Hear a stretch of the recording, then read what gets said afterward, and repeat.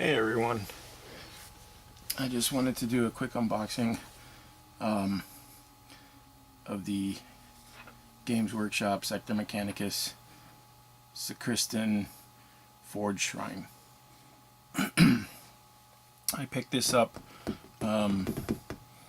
because it actually has some benefits in game if you're using Imperial Knights or Renegade Knights, which I thought was kind of cool, so I figured I'd pick it up.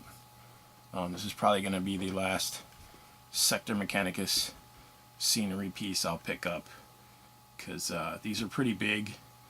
They have pretty big footprints for the most part, so you know, we don't need too many at our gaming table. You know, we have a bunch of other stuff, so I just figured get this last piece, you know, use it for my knights, things like that. Here's the back of the package. It says that, or they were saying that there's some pieces that are unique to this kit. I think this piece here, maybe some of this stuff. I know there's some pipes in here from the plasma conduit pipes or whatever they're called. And some of this stuff is obviously shared with all the other kits, you know. But, you know, that's cool. Like I said, I got it because it's a piece of scenery that you could use with your knights. For your knights, rather. Here's the side.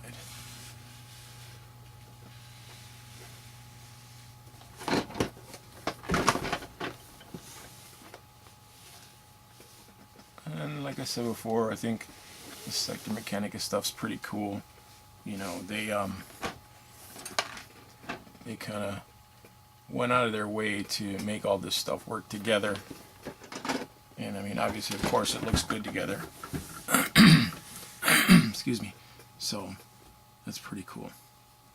And I mean, depending on how you paint it and what you're using it for, obviously, you know, to each their own. I'll be using this on our desert table. And my trusty knife here. Pop this open really quick. My trusty Kershaw Blur. Best knife I ever had. In the under $100 range for pocket knives. Oh, just so.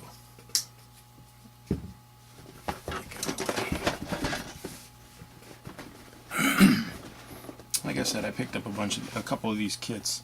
You know, one I got from the Imperial Knight Renegades box set, and the other, obviously, is this one. But I got the galvanic servo haulers as well. I really like the look of those things. Alright. Here's the instructions. Pretty straightforward looking. Here we go. Sorry about that. Some of the other kits, you know, they come with the instructions, but you could pretty much, they've got a bunch of different ways you could build them. But I think this one is pretty straightforward. Building it this way kind of gives you like a workspace for the knights to be worked on there, as you can see. It's kind of cool. Yeah, there's some of the piping. And then you've got the special rules that apply to it.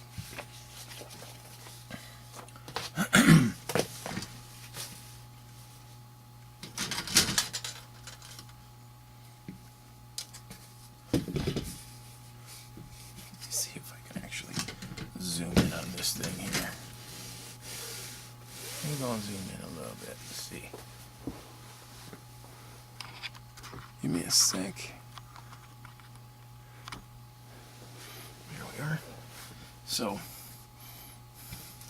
here we have the large tank. Same as the galvanic magnevent. And that same sprue.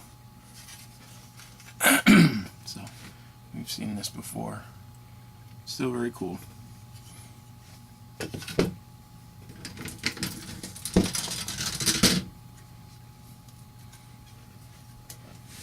There's the struts and ladders.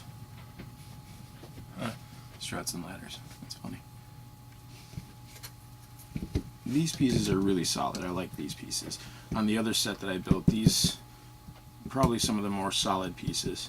The walkways are pretty good too once you strengthen those, you know. This piece here, snap kind of right here, so I have to re-glue my other piece or from the other kit. But this is just, it's just one of those pieces. It's not bad, it's just not, I mean, it's designed a certain way to look a certain way, you know, with the chains hanging in, really cool looking, industrial, you know, but it is a weak point right here. It will snap if you put any pressure on it while you're handling it. Lesson learned. And here we have, there's that skull crane arm claw thingy. Looks like a giant claw from a claw machine. There's the other half there. We had this piece here. I got an extra piece from the last set. It's really cool. So it's kind of cool. Like I said, it's all interchangeable, you know, parts from the kit. So you can like swap stuff out, move stuff around. You can actually connect them if you got another like couple pieces of these straight pieces and stuff. You can connect the whole set however you want. A lot of guys are using, or people are using them for Necromunda, which is really cool.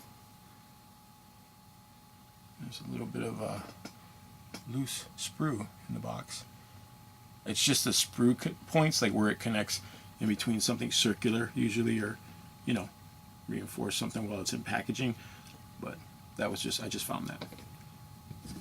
And here's the actual, I believe this is the actual piece that's unique to this set. Excuse me, I don't know for sure. I haven't seen all the other sets, but I believe this is the piece that they're talking about. If it's not, if somebody knows whether it is or it isn't, please leave a comment in the comments below, because I don't know. I don't have all the sets. I don't plan on getting all the sets. So I know this is the arm from the servo haulers. That little arm right there. And there's the toolbox again. There's some energy cells, power cells, plasma, promethium. And there's a little fire extinguisher. There. It's pretty cool. It's got a cool look to it. It's like a console, like a computer panel. That's pretty cool. And last but not least, this coupler.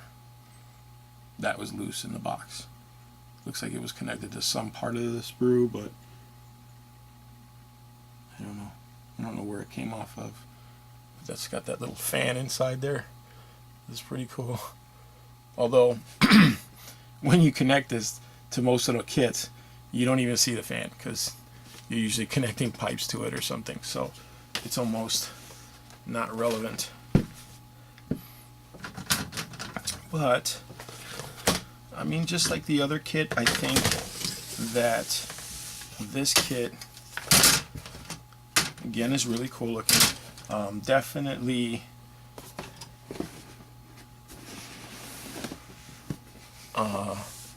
must have if you're, especially if you play Imperial Knights. I mean, why wouldn't you have one of these? And I'm not saying like, you know, oh, it's a cheating bonus or whatever. It is what it is. I mean, if your opponent has knights and you have this on the table, they're going to benefit from it too if they can get to it. You know, I think the knights have to be like within 1 inch of this thing, and then they can benefit from whatever the different benefits are. If you have like a tech priest or tech priest dominus, warpsmith on the platform, you actually get better benefits. So I mean, that's like a really cool way to involve this in the game other than just, and it's not a scenario thing. This is just always what it is. Just like the other pieces of scenery, they give benefits and negatives all the time. It's not, a scenario driven thing. I mean, obviously you could decide with your opponent whether or not those things will be in play, but why not? I mean, it just adds to the element of the game. And like I said before, there's this game is very involved. It's very detailed. Sure, they've simplified the rules enough, I think, to where you could add this kind of element to it and it won't really bog the game down or delay anything or convolute it or make it aggravating. It might for your opponent.